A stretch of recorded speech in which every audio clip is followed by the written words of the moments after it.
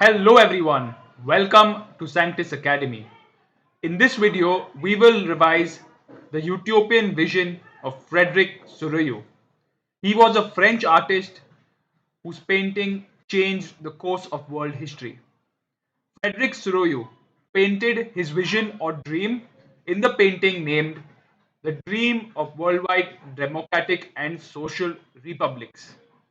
This was in the year 1848. In the painting, Frédéric Sorrieu grouped people as distinct nations identified through their flags and national costume, marching towards liberty past the shattered remains of absolutist institutions.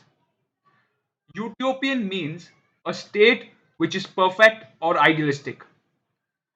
At the time of the painting in 1848, Frédéric Sorrieu's vision of a society was so ideal that it was unlikely to actually exist. In the painting, which represents his dream, we can see four aspects.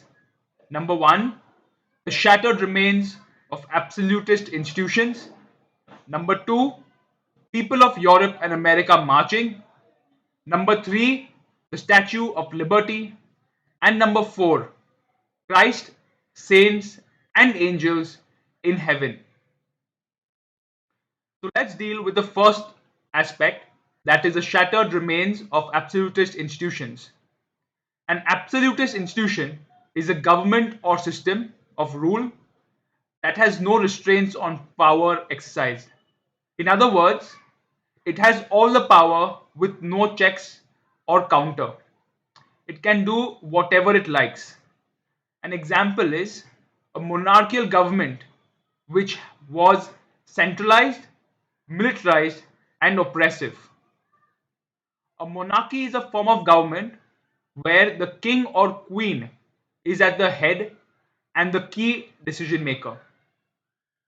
The absolutist institution or king oppressed the people and left them economically, socially, and politically deprived.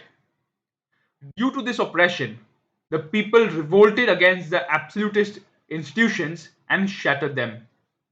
The shattered remains represent the end of absolutist institutions such as the monarchy.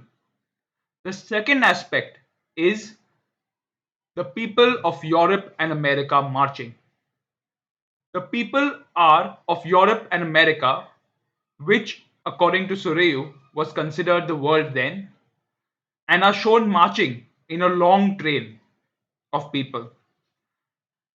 The people of the world are grouped as distinct nations and can be identified through their flags and national costumes. Men and women of all ages and social classes are shown marching. The United States and Switzerland, which were already nation states by 1848 when the painting was made, are shown leading the march. France is following them, and we can identify France by its tricolored flag. France is followed by other countries such as Germany, Austria, the Kingdom of the Two Sicilies, Lombardy, Poland, England, Ireland, Hungary, and Russia.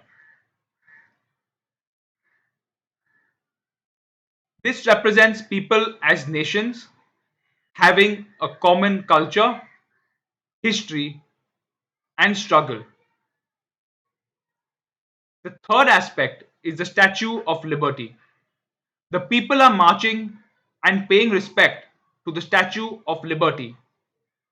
Liberty is personified as a female figure. In one hand, the statue has the torch of enlightenment, and in the other hand, it has the Charter of Rights of Man. France has just reached the Statue of Liberty. The Statue of Liberty represents the ideology and aspiration of people of Europe and America towards liberty. Liberty means freedom in society and free of oppression. The fourth aspect is Christ, the saints, and angels in heaven. Christ, saints, and angels gaze upon the scene of the people of America and Europe marching towards liberty past the shattered remains of absolutist institutions. This symbolizes fraternity or mutual support amongst the nations.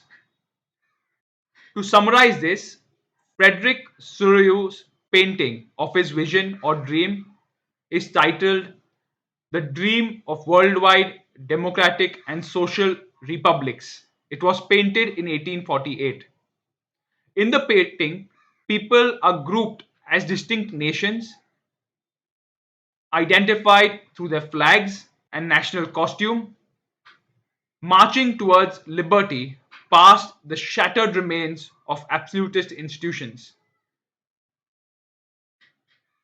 So, what is the message from the painting titled The Dream of Worldwide Democratic and Social Republics? The message is the emergence of nationalism in the 19th century, which led to the emergence of nation states in place of multinational dynastic empires of Europe. So let's deal with them one by one. First, the emergence of nationalism in the 19th century. It shows the ideology of nationalism being emerged, and it brought about sweeping changes in the political and mental world of Europe. Second is the emergence of nation states. From the ideology of nationalism emerged the nation state.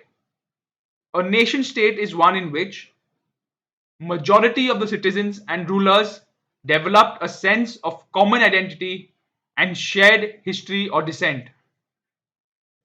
In essence, the people have to have a sense of commonness. A nation state is forged through the struggles and actions of its leaders and the common people.